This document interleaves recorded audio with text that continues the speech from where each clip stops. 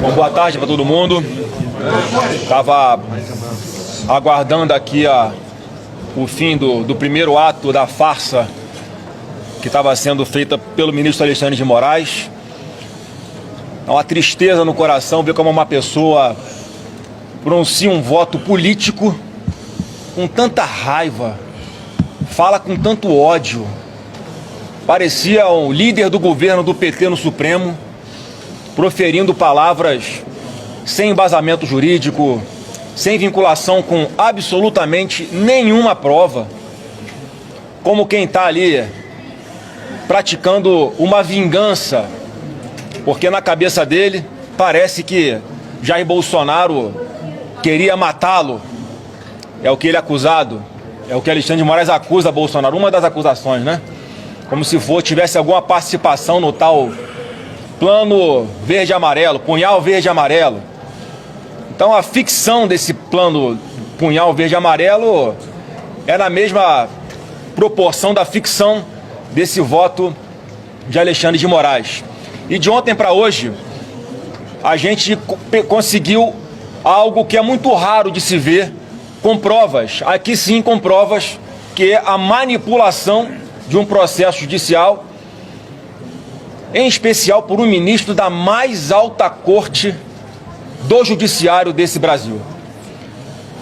O ex-assessor dele denunciou uma série de coisas na Comissão de Segurança Pública na semana passada e hoje chegou uma perícia confirmando o que ele havia denunciado, em especial a manipulação processual por ocasião de uma busca e apreensão determinada pelo Alexandre de Moraes contra um grupo de empresários lá nas eleições de 2022, em que o Tagliaferro denuncia que foi procurado pelo juiz assessor de Moraes para ajudar na fundamentação desta decisão, que já havia tido seus efeitos iniciados, já que a busca e apreensão já havia acontecido. Dias depois, Tagliaferro é procurado, diz que ajudou no mapa mental e uma série de outros detalhes nessa decisão do Alexandre de Moraes, porque tinha pego muito mal para o Alexandre de Moraes dar uma decisão apenas com base em uma matéria de imprensa.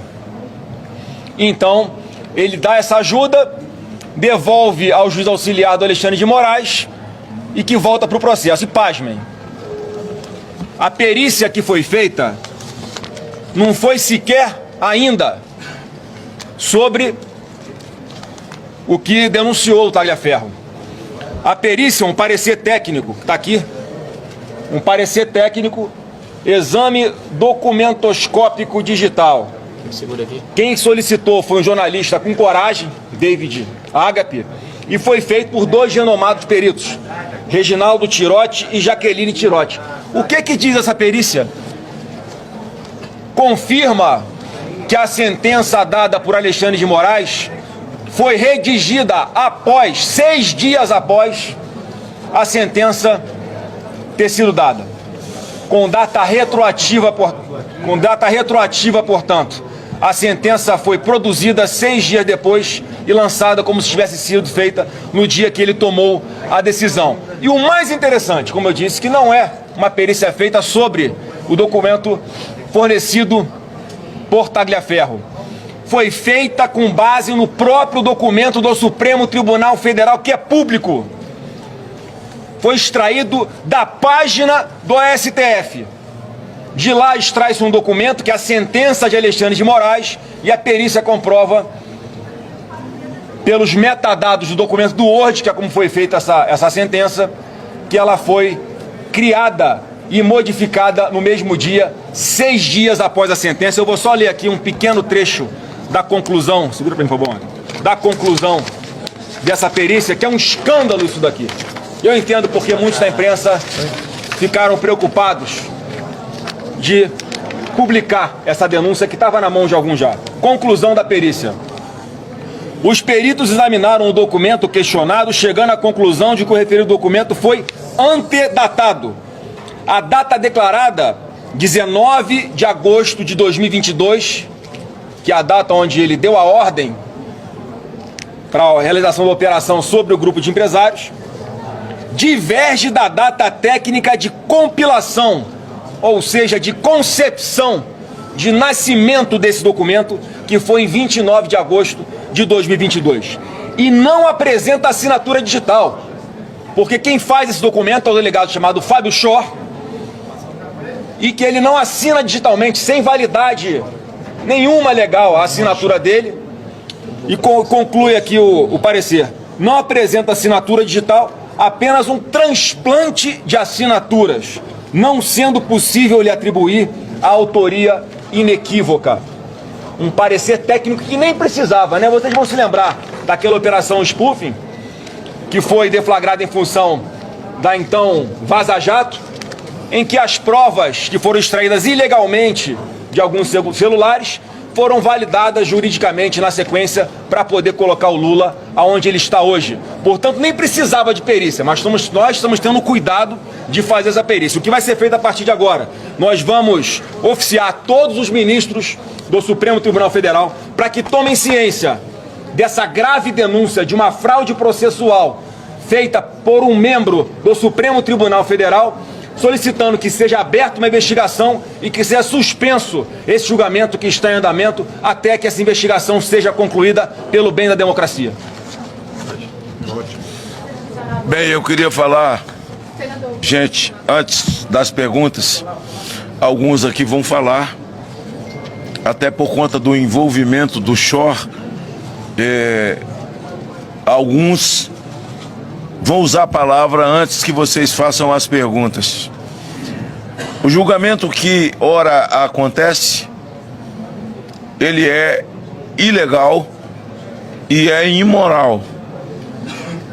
As peças apresentadas por Alexandre de Moraes, elas estão longe de estar condenando alguém que nada roubou, que não esvaziou os cofres do país, alguém que não lambeu os fundos de pensão, que assaltou a Petrobras.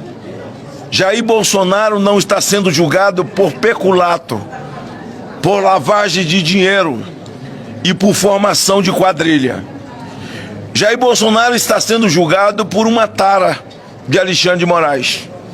Ele tem uma tara pessoal em Jair Bolsonaro. É pessoal tão somente. É vergonhoso o que está sendo feito fora do ordenamento jurídico do país. O país sempre teve um ordenamento jurídico e todo e qualquer julgamento tem que ter como base o ordenamento jurídico, até porque esse julgamento deveria estar acontecendo na primeira instância, não tão somente para Jair Bolsonaro, mas para todos aqueles que foram presos no dia 8 de janeiro. Então veja, além de ser ilegal fora do ordenamento, ele achou que o crime era pouco. Ele criou mais um departamento criminoso, onde, por ironia do destino ou não, providência de Deus, ele coloca o Talhaferro como o líder principal. Percebendo as ações de Alexandre de Moraes, tão somente com pessoas que se denominavam, que se assumiam direitistas, patriotas e que discordava plenamente das ações já do Supremo e desse governo que aí está, que o senhor Zanin, que hoje faz parte dessa primeira turma, que é o ex-advogado do Lula, que, segundo os ministros do Supremo, e o Gilmar chorou no dia, ele é tão competente que achou uma filigrana jurídica para poder inocentar o Lula, e não foi filigrana jurídica, foi filigrana geográfica. Ah, descobrimos, não é mais em Curitiba, é em Brasília. Recomeça em Brasília e o presidente da República que eles colocaram aí, após acabar com a segunda instância, que está realmente envolvido nesse consórcio que envolve o Supremo Tribunal Federal e esse governo, é tirar Jair Bolsonaro do jogo político. É alijá-lo do jogo político. Por isso, essa denúncia do Talhaferro, aliás, ele manda mais 2 denúncias hoje, ele manda mais dois